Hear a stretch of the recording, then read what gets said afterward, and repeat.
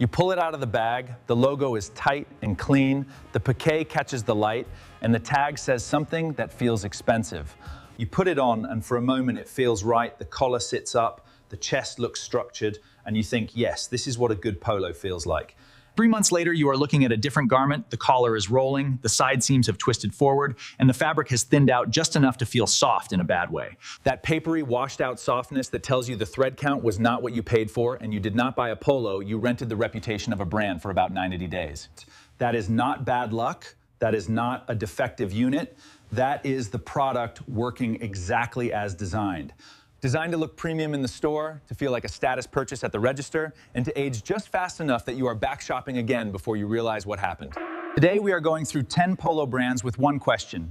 Is the price in the fabric and the construction, or is it just in the logo stitched on your chest? We have broken this into two halves. First, 6 brands that are trapping your money, then 4 brands that actually justify what they charge.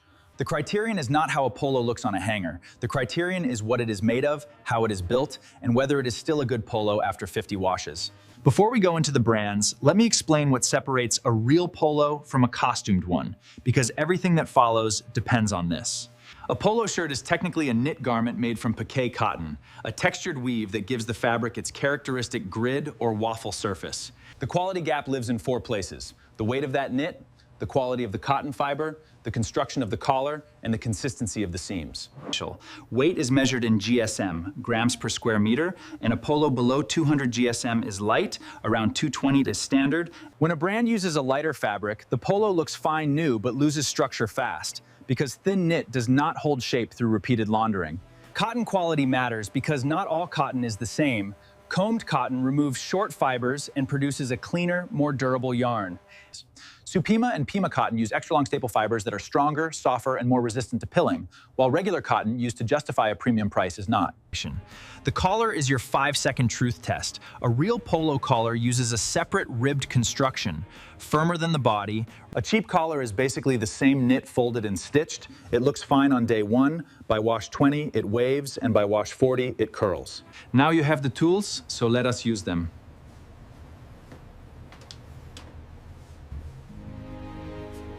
Brand 1, Ralph Lauren Polo Standard Line. And this one hurts to say, because the mythology is real. Ralph Lauren built something genuine, a visual language around American style, the horse and mallet, the Ivy League aesthetic, and the fantasy of old money lived in linen and grass. The standard Polo Ralph Lauren shirt is not that, and you are paying between $98 and $135 for what is in most cases. The cotton is standard, the construction is standard, the collar is medium, and there is nothing technically wrong with this polo in the way there is nothing wrong with a $35 grocery store rotisserie chicken. What you are paying for is the most recognizable polo logo in the history of American fashion, the pony, and the association with country. The product itself charges a $70 to $90 premium over what the materials and construction warrant. And after 30 washes, the collar starts to tell you the truth. Brand 2, Tommy Hilfiger, which is a logo delivery system wearing a shirt. The price range sits between $60 and $90 for their standard polo. And that sounds reasonable until you hold it, because the piqué is thin. The cotton is commodity grade, the construction is factory standard in the least inspiring sense, and the logo is frequently the dominant design element, which is never a good sign. When a brand needs the logo to carry the visual weight of the garment, that is a confession. It is saying the garment itself does not have enough presence to justify your attention without help. Tommy Hilfiger distributes through department stores, outlet malls, and discount channels. Margins are maintained not through construction investment, but through fabric cost reduction. It is not a catastrophic polo. It is a perfectly mediocre polo wearing the skin of a brand that used to mean something in the 90s and is now largely running on memory. Buy it for $30 at an outlet, but do not buy it for $85 at the flagship. Brand 3, Lacoste Standard Distribution, which requires nuance because Lacoste's history is legitimate. René Lacoste developed the original tennis polo in the 1920s, the petit piqué, the crocodile, and the genuine performance roots, and the brand has real credentials. The problem is, what happens to credentials when a brand scales to global department store distribution while trying to maintain the pricing of a specialist label? Lacoste's standard L12.12 polo sits around $98 to $110, and early Lacoste shirts were heavier. The modern standard polo is lighter, the collar less rigid, the piqué less substantial, and it is a shirt that trades on the past Lacoste does make better versions. They're premium or slim fit lines in better cotton, or they're made in France pieces, which are genuinely superior. But when people buy a standard Lacoste at a department store, they are buying the crocodile's legacy, and the polo in the bag is a middle market knit shirt at a premium market price. Legacy used as a price justification instead of a construction standard. That is the Lacoste trap. Brand 4 Hugo Boss, which operates in an interesting price zone. Too expensive to be affordable, not expensive enough to justify the premium, and too visible to be quiet. Their polos typically run $85 to $120 and arrive in precise fits with sharp branding and that very specific hue. Open the fabric and you start finding the compromises. Cotton elastane blends that change how the fabric ages, lighter weights that drape well off the hanger but soft. Collars that appear structured through fusible interfacing, a cheap internal stiffener, rather than through genuine rib density. Fusible interfacing is the construction equivalent of a toupee. It works until it does not, and after enough heat and laundering, the glue breaks down. Hugo Boss has genuinely mastered the first 30 days of ownership, but the next 300 are less impressive. Brand 5, Versace Jeans Couture, where we leave the merely overpriced and enter the category of expensive fantasy. Versace Jeans Couture is the secondary line, not the main line, not the couture, and not anything that connects to the actual craft tradition of the Versace house. It is a brand licensing operation wearing Baroque graphics and asking $110 to $180 for polos that compete in fabric and construction. The cotton is generic, the GSM is typically in the low 200s, the construction shows nothing unusual, and what you are paying for is the Medusa head.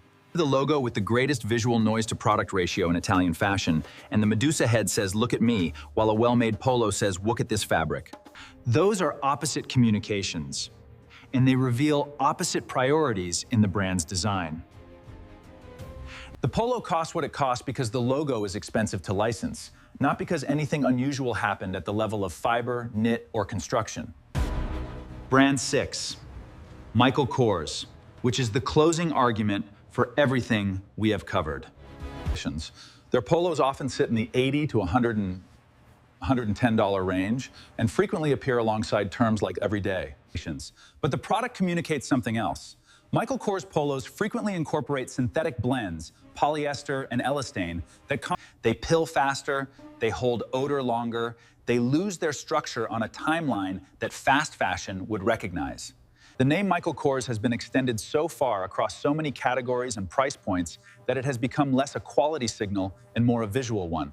You are buying an image, the image is well executed, but the garment underneath it is, by the standards its price suggests, not. 6 brands, 6 versions of the same problem. A logo carrying more value than the product beneath it, and a price point justified by perception instead of performance. Now the other side, and this is not from negative to promotional, but from diagnosis to information, because these 4 brands are where the price connects to something real. Better fiber, heavier knit, more disciplined construction, or a durability record that holds up past the first season. 1. Fred Perry, the best classic polo, which sits at a crossroads that most brands never find. Genuine athletic heritage, The M3, Fred Perry's classic twin-tipped polo, retails between $85 and $110, and what you are getting is a cotton piqué shirt. The collar is dense, ribbed with real structure, and reinforced in a way that resists the rolling and waving that undoes lesser polos. The piqué is in the 220 to 240 GSM range, heavier than most of what we discussed in the first half, and the fabric has body. Fred Perry also has something that matters more than most brands acknowledge: a single, controlled aesthetic with a small laurel wreath and precise twin tips on the collar. The shirt is not trying to announce itself, it lets the construction speak, and the construction has enough to say. 2. Sunspel, the best construction and durability, and the brand most people in this conversation have never heard of, which is partly why it belongs here. Sections. Founded in Nottingham in 1860, Sunspel has been making underwear and knitwear with an extremely narrow focus on material. Their polo, the original long staple cotton model, retails in the $200 to $260 range, and here is what that price is paying for. The cotton is Sea Island or long staple Pima, some of the finest commercially available cotton fibers on the market, and the weave is heavier than standard piqué. The collar uses a purpose-built rib that is denser and more tightly knit than the body, creating a structural indent in the collar that is... After 50 washes, a Sunspel polo is still a Sunspel polo. The collar has not moved, the fabric has not thinned, and the shape is intact. The cost per wear on a Sunspel is in most cases lower than the cost per wear on a Ralph Lauren Standard or a Lacoste. 3. Uniqlo Supima Cotton Polo, the best value and the most important entry on the positive side because it proves the most important point. Price and quality are not the same axis. Ferrets. Uniqlo's Supima Cotton Polo retails for approximately $30 to $40, and Supima Cotton is a trademarked extra-long staple. It is a legitimate premium fiber, and Uniqlo uses it at a mass market price point because their supply chain and volume allow for it. What you get for $35 is a piqué polo made from a better than average fiber, with clean construction and a collar that holds its shape through a real... If you are building a wardrobe on a budget, this is the polo that exposes the entire money trap architecture of the first 6 brands. You pay $35, you get a functionally good shirt. The person next to you paid $110 and got a functionally similar shirt with a metal badge on the chest. The $75 difference went nowhere near the fabric, and the Uniqlo Supima Polo is not a luxury garment, it is an honest garment. Polo Ralph Lauren Purple Label, the premium that earns it, and we mentioned the standard polo line as a money trap, but Ralph Lauren also makes something genuinely exceptional. The Purple Label Polo retails between $395 and $500, and Purple Label uses Sea Island cotton in some configurations and Swiss combed cotton in others. The piqué is heavier and more structured than anything in the standard line. The collar is built differently with denser rib, firmer internal structure, and an independent stance. Purple Label is cut with a precision that reflects pattern-making investment. It does not just look good, it is constructed to make... When you compare it against the standard line that charges $110 for a commodity product, you understand that the first line was selling the label and the fourth line is justifying it. The lesson is not that Ralph Lauren is always bad. The lesson is that within a single brand, price can mean everything or nothing, depending on the line. And that confusion is used against you at the register every single day. Now let us close with something practical, because this video should change how you shop and not just how you feel about brands. The next time you are holding a polo in a store, any polo, any brand, any price, here is a 30-second test that tells you more than the label ever will. First, grab the collar between 2 fingers and fold it in half, then let go and watch what happens, because a well-constructed collar snaps back with confidence. A weak collar settles, hesitates, and softers, and that collar is telling you how it will look after 20 washes, so trust it. Second, hold the body of the shirt up to ambient room light and look at the density of the weave, because if you can see your hand clearly through the fabric. Third, stretch a section of the body fabric gently and release, because good piqué recovers immediately, springing back to the original texture and dimension. Cheap piqué recovers slowly, and if you look closely, the surface texture shows distortion at the stretched point, and that stretch memory is what... Fourth, check the side seams by pulling the shirt flat at the hem, because if the seams fall along the true sides of the garment, the construction was consistent. If the seams pull toward the front or back, the pattern making or fabric tension was off, and this small thing predicts how the shirt will look on your body after 6 months of wear. Fifth, read the composition label and look for combed cotton, long staple cotton, Supima, or Pima, and look at the percentage.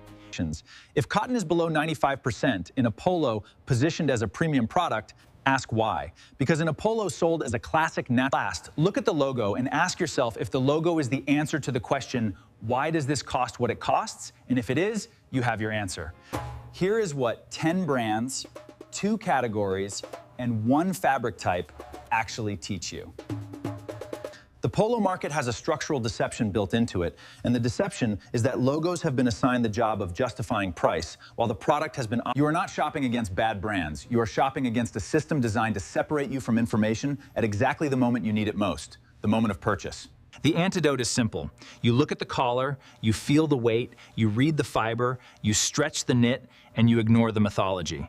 The best polo is not the one with the most recognizable logo. The best polo is the one that is still a great polo the 50th time you wear it. That polo exists, we showed you where to find it, and the brands that are not making it are counting on you never knowing the difference, but now you do.